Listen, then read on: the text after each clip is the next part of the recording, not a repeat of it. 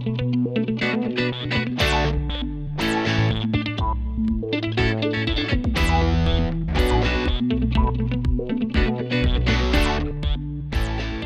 están? Bienvenidos a Hablemos de Salud. En el capítulo de hoy vamos a ahondar en los efectos psicológicos producto del confinamiento. ¿Cómo ha sido este periodo de adaptación que ha sido lo más complicado que hemos debido enfrentar? Para hablar de este tema nos acompaña hoy Carmen Gloria Corbalán, psicóloga, de la Dirección de Salud del Estudiante de la Universidad de Talca. Bienvenida, Carmen Gloria, gracias por aceptar esta invitación a conversar hoy con nosotros.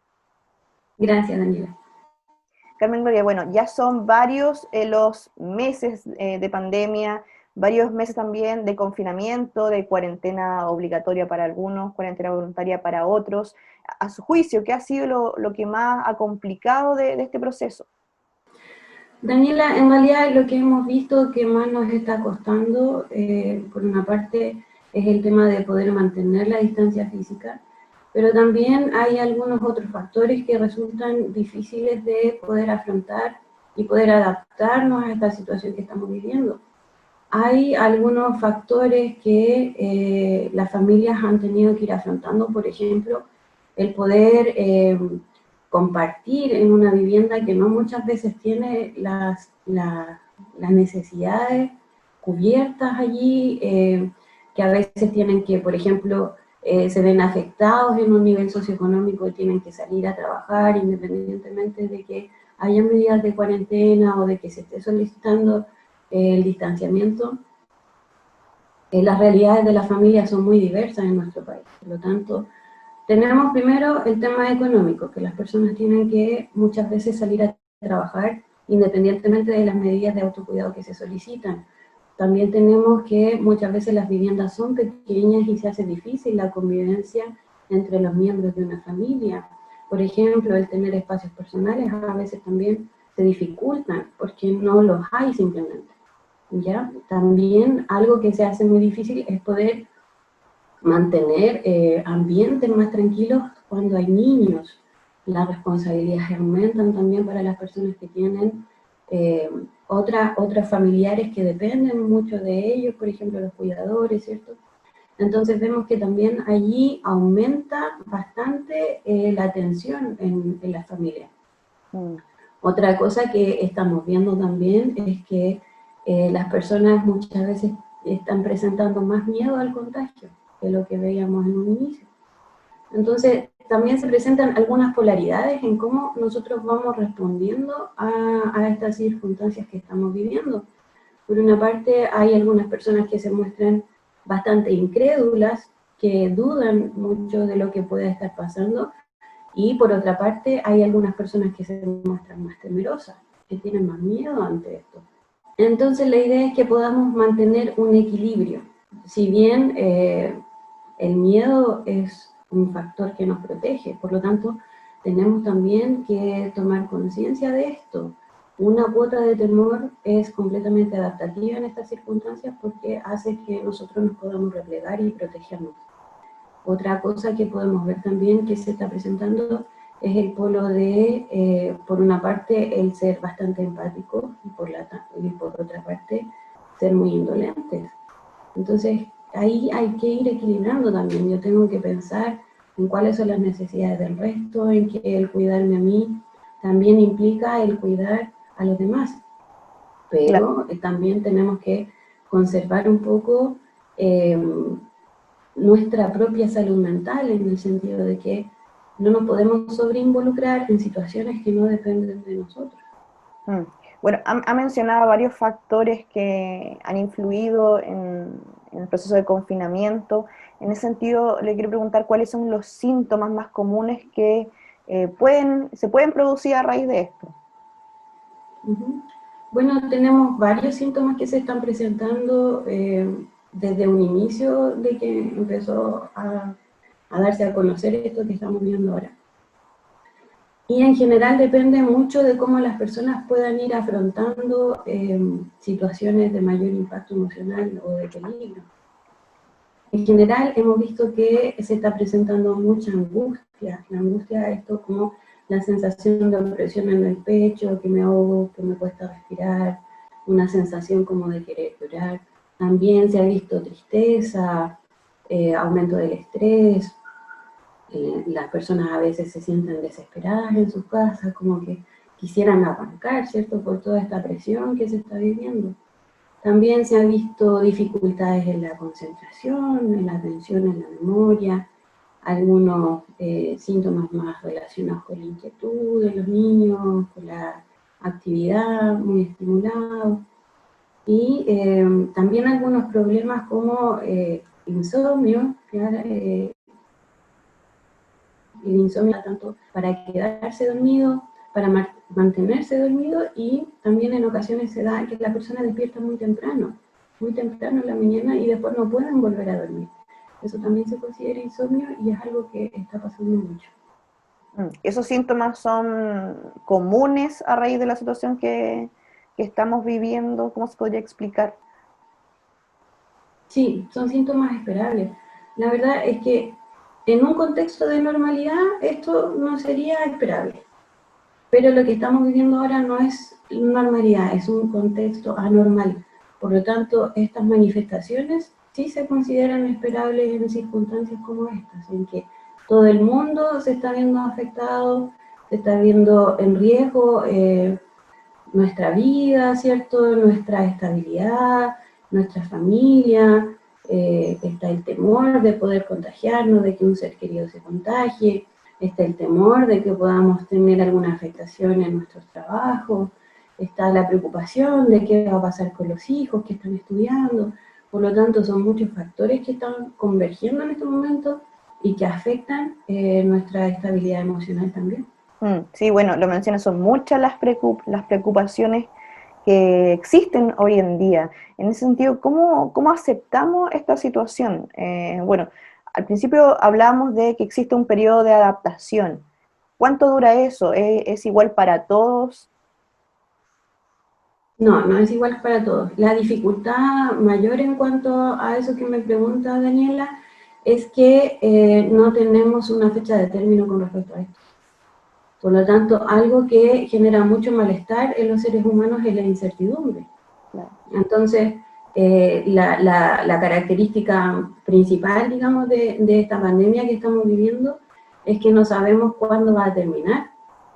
Se ve en los medios, por ejemplo, de que se están desarrollando vacunas, que en distintos países, en distintas universidades están avanzando, pero nadie puede decir con certeza cuándo se van a distribuir las vacunas, a qué países van a llegar, qué personas van a poder inocularse en este caso. Por lo tanto, no podemos decir tampoco en este tiempo es normal, porque es algo que nunca se acaba, es un estímulo constante para el malestar psicológico. ¿Y cómo afrontamos el tema de la incertidumbre? Una de las cosas que se pueden hacer frente a la incertidumbre es que podamos establecer rutinas que a nosotros nos permitan tener cierto control. Mucho se ha hablado de eso también, pero es una de las formas que podemos manejar nosotros en nuestro propio entorno, que dependen exclusivamente de nosotros. Por lo tanto, no podemos dejar de mencionarlo, el poder tener una planificación, el poder organizarnos con nuestros horarios, que se mantengan los horarios de levantarse y de acostarse, por ejemplo, que se mantengan los horarios de comida. Hemos visto también que se están desordenando mucho las personas en relación con eso. A veces se quedan en redes sociales viendo las noticias o conversando y se acuestan de madrugada, por lo tanto al otro día, si es que tienen que levantarse temprano, no rinden de la misma forma o se quedan durmiendo hasta más tarde, lo que también afecta nuestro cuerpo y nuestra mente. Claro, y la Por lo rutina, tanto, sí, le quería preguntar, ¿la rutina va a depender de cada persona, de cada familia?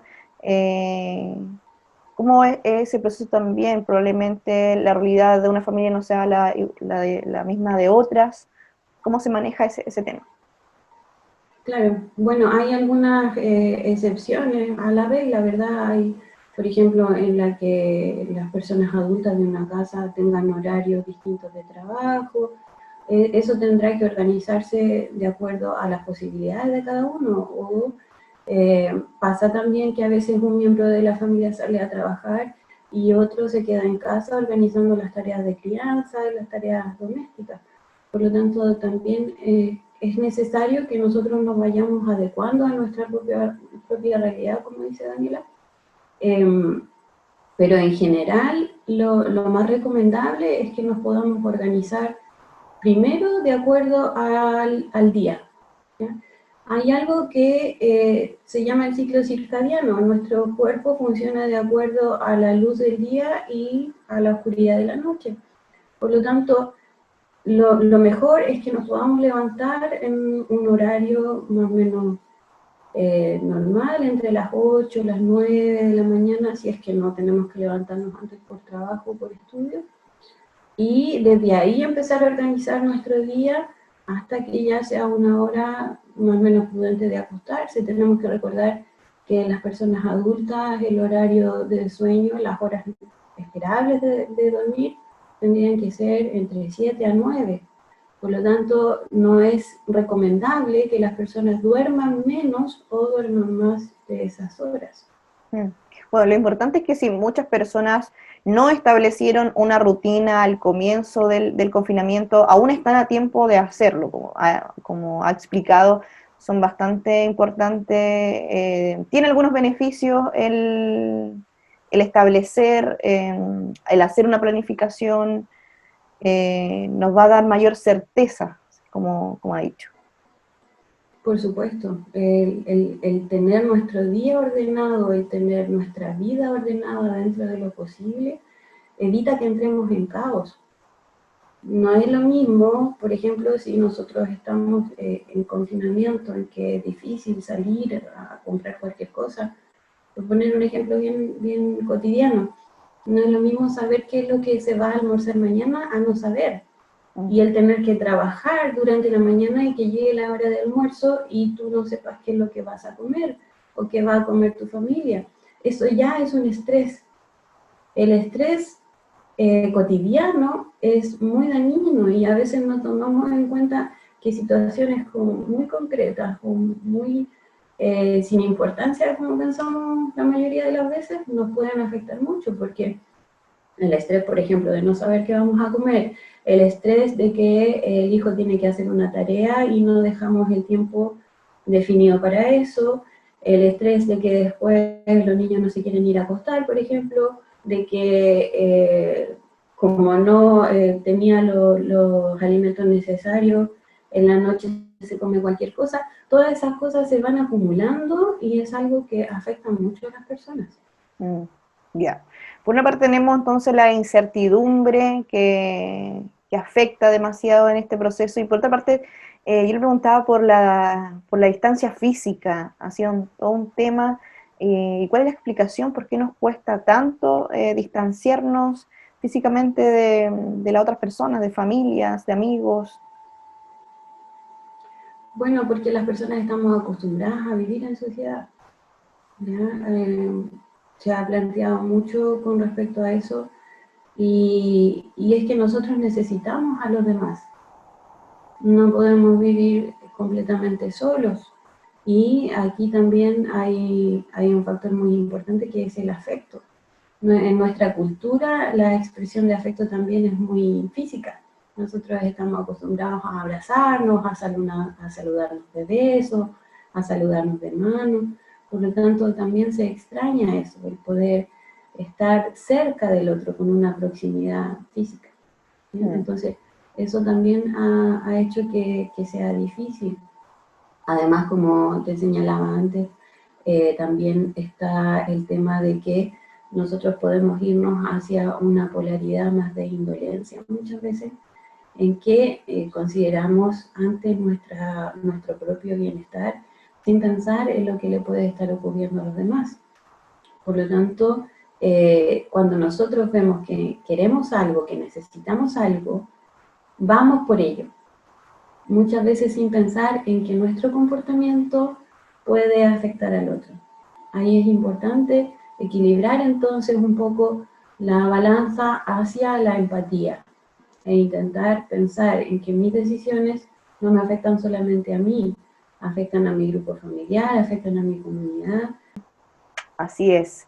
Sí, Carmen Gloria, estos síntomas pudiesen afectar más a personas que actualmente tienen algún cuadro depresivo.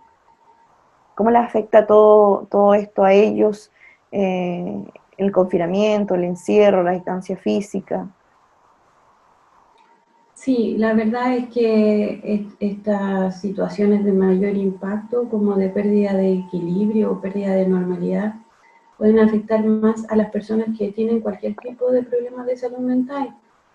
También incluso pueden afectar más a las personas que tienen problemas de salud física, porque puede ocurrir algo tan simple como que se descontinúen sus tratamientos. Por lo tanto, eh, ahí tenemos un factor muy importante.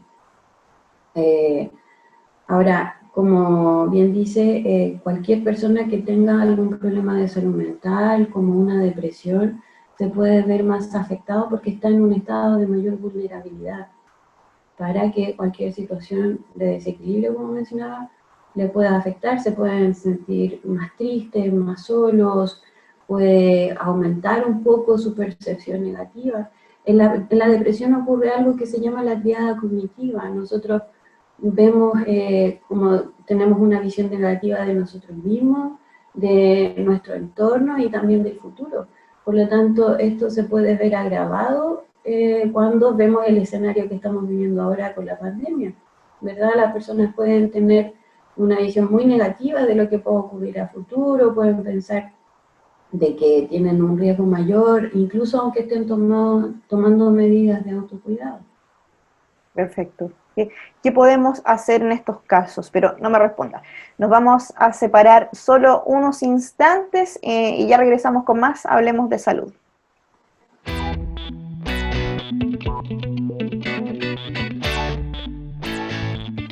Ya estamos de regreso, estamos hablando sobre los efectos psicológicos que pueden producirse a raíz del confinamiento. En esta ocasión estamos hablando con Carmen Gloria Corbalán, psicóloga de la Dirección de Salud del Estudiante de la Universidad de Talca. Carmen Gloria, yo le dejaba una pregunta planteada respecto a las personas que tienen depresión y que producto del confinamiento pudiesen agudizar alguno de sus síntomas.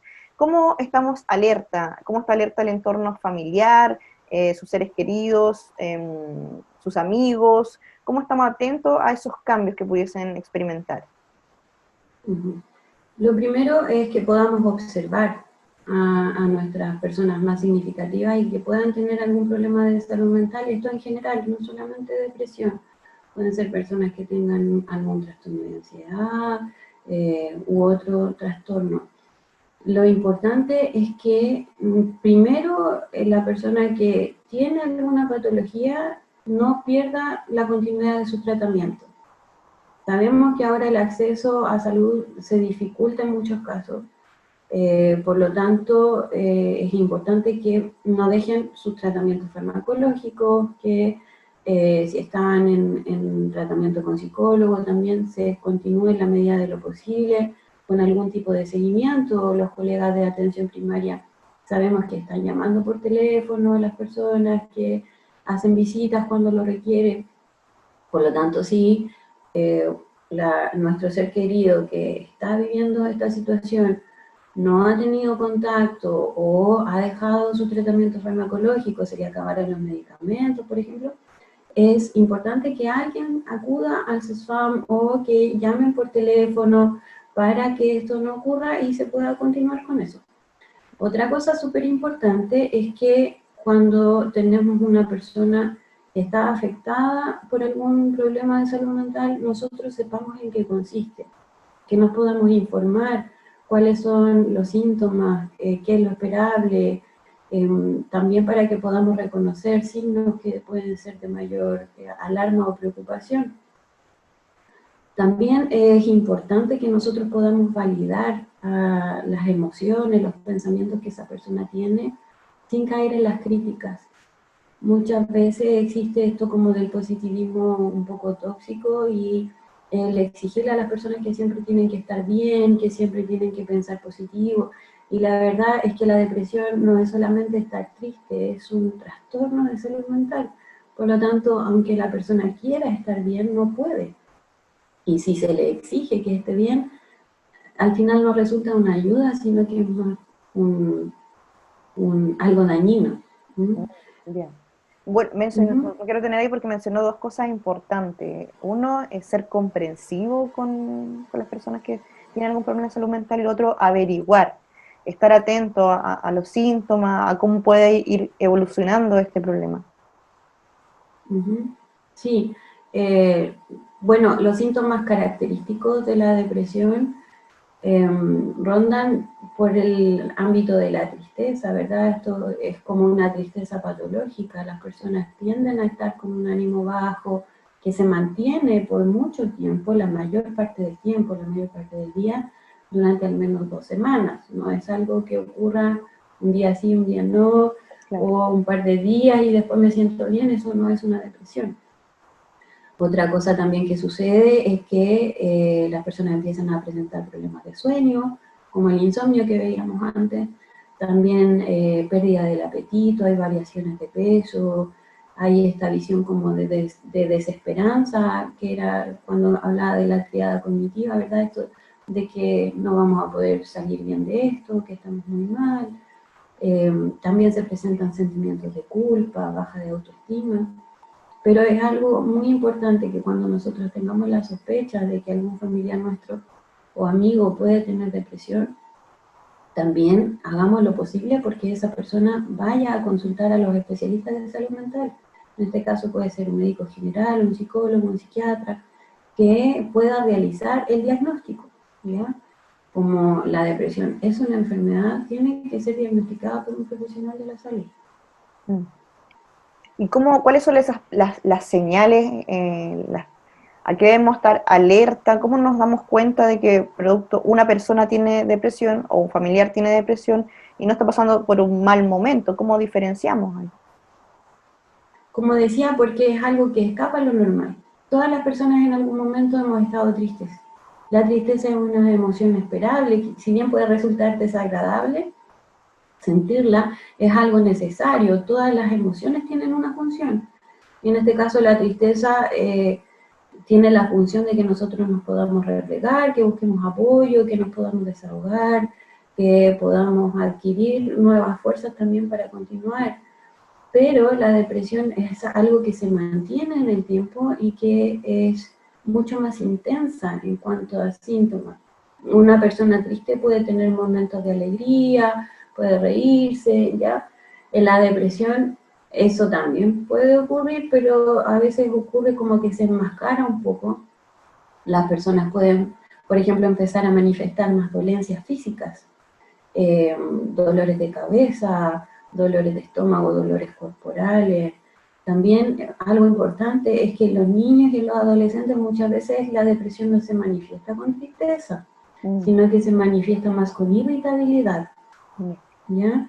Y también en los adolescentes se está viendo el tema de las autolesiones, cuando los chicos empiezan a cortarse o de repente pueden hacer otro tipo de manifestaciones que están relacionadas con la depresión y es importante también consultar en esos casos. mm.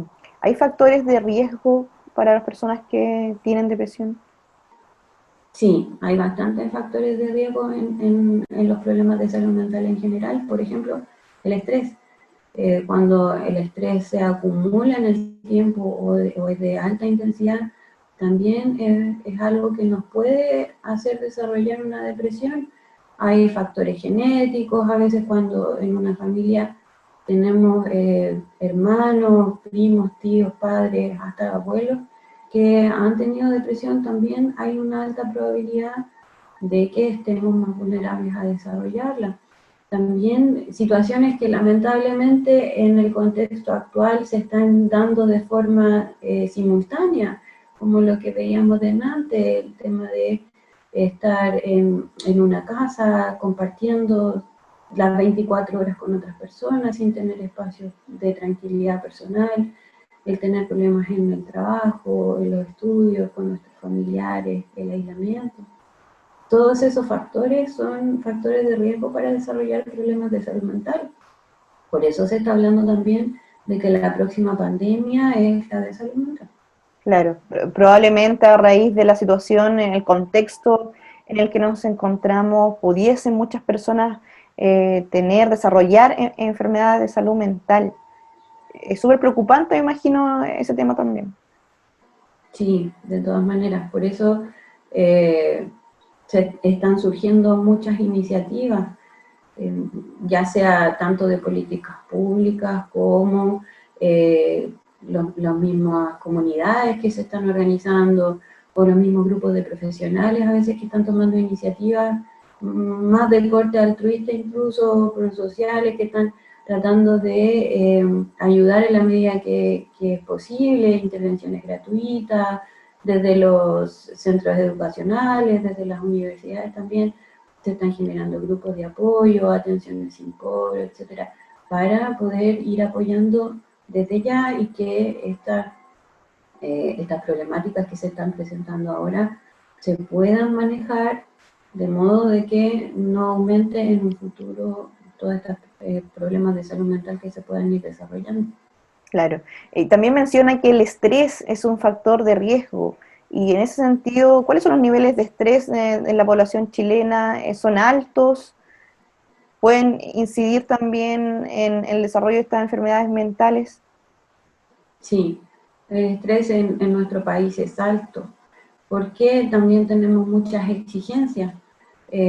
También estamos en una sociedad que se ha vuelto más exitista, por lo menos, eh, por lo tanto, perdón, también se ha vuelto muy autoexigente.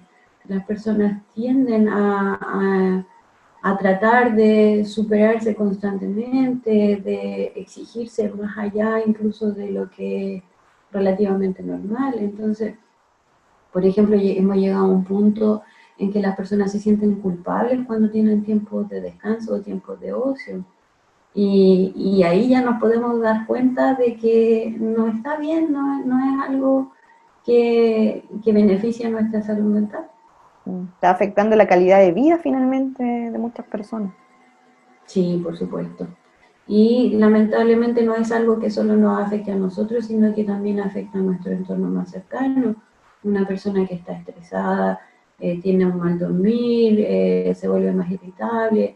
Entonces no es lo mismo estar en confinamiento, compartiendo una casa con las personas que estén estresadas a personas que estén tranquilas.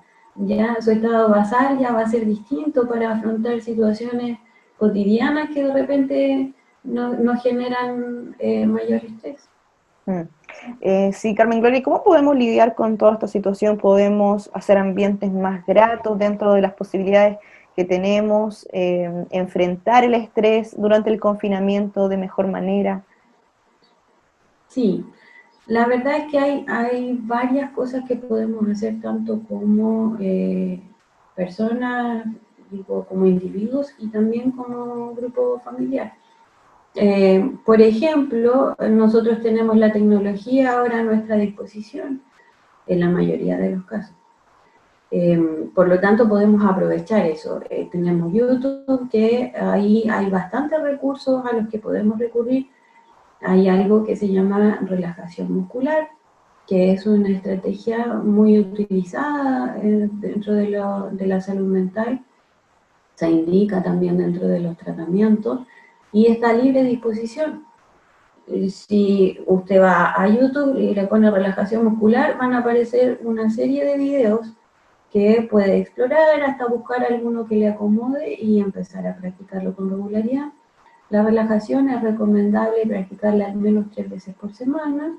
Puede practicarla en la noche, cosa de que vea cómo su cuerpo va reaccionando ante ese ejercicio. Hay personas que les da mucho sueño hacer una relajación y por lo tanto es algo que lo favorece para tener un mejor descanso. Si usted le da sueño, lo deja para la noche. Si no le pasa nada, lo hace a cualquier hora del día porque no va a haber afectada su rutina con respecto a eso. También Perfecto. hay ejercicios de respiración que podemos practicar, ¿cierto? En el Instagram, por ejemplo, de nuestra Dirección de Salud, hay algunas infografías que aparecen ahí los pasos, eh, manejar mejor la respiración. Cuando nosotros estamos estresados, por ejemplo, se exhala mucho dióxido de carbono y se inhala mucho oxígeno, porque tendemos a hiperventilarnos. Entonces eso también nos provoca mucho malestar, incluso nos podemos sentir mareados, con una sensación de aturdimiento. Por lo tanto, la respiración es muy importante para poder manejar los síntomas. Existe en nuestro cuerpo el sistema nervioso autónomo, que es una rama de nuestro sistema nervioso, y ahí también eso se divide en dos ramas, que es el sistema nervioso simpático y el parasimpático. El sistema nervioso simpático se encarga de toda esta respuesta más de estrés, por decirlo de alguna forma, nos activa, nos hace reaccionar rápido, y el sistema parasimpático nos calma. Por lo tanto, si nosotros aprendemos a manejar bien, aprendemos ejercicios de respiración, es una forma de acceder rápidamente al sistema parasimpático y que nos podamos calmar nosotros mismos.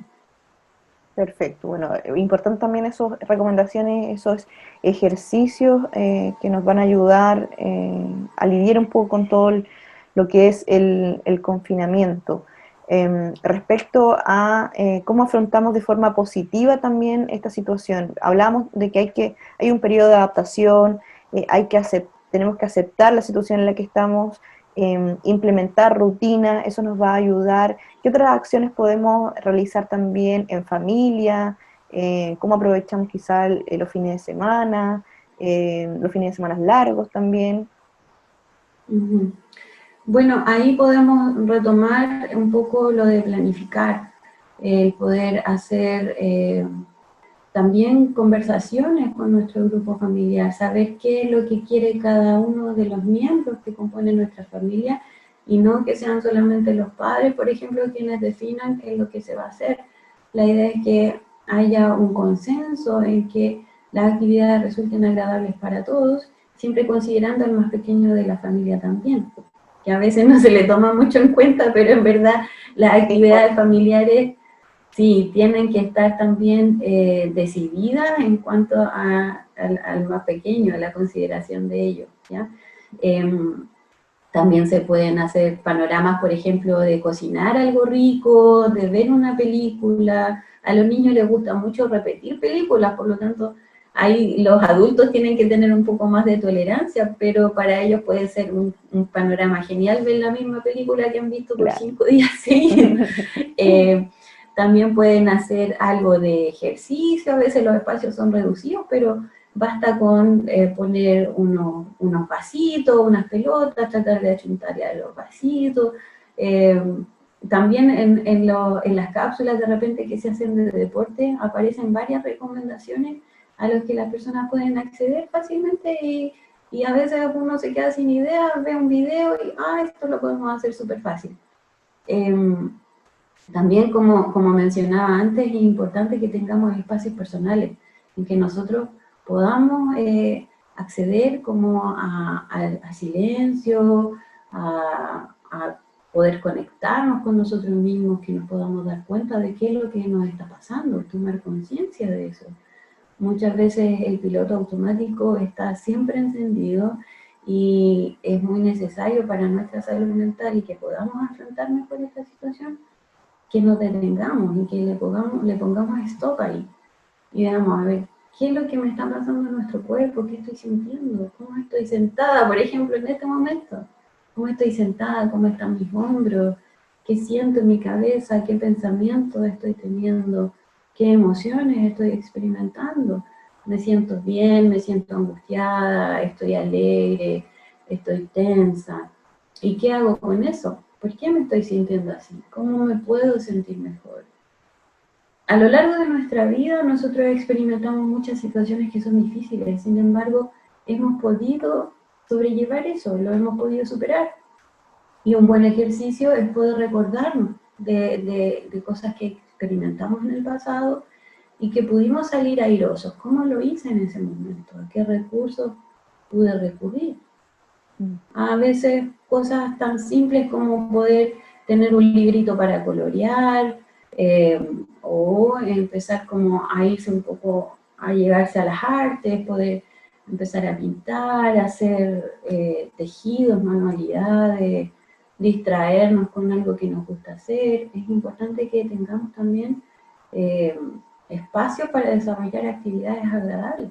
Bueno, es súper importante esa reflexión que hace, porque hay que, en algún momento, muchas personas están, si bien están con teletrabajo, los estudiantes están con clases virtuales, hay que darse esos espacios, hacer pequeños breaks, ver, analizar la situación en la que nos encontramos, tener espacios también de soledad, eso también es súper importante, que no pasa el Sí. día donde no nos detuvimos un momento a pensar en nosotros también, por nosotros mismos.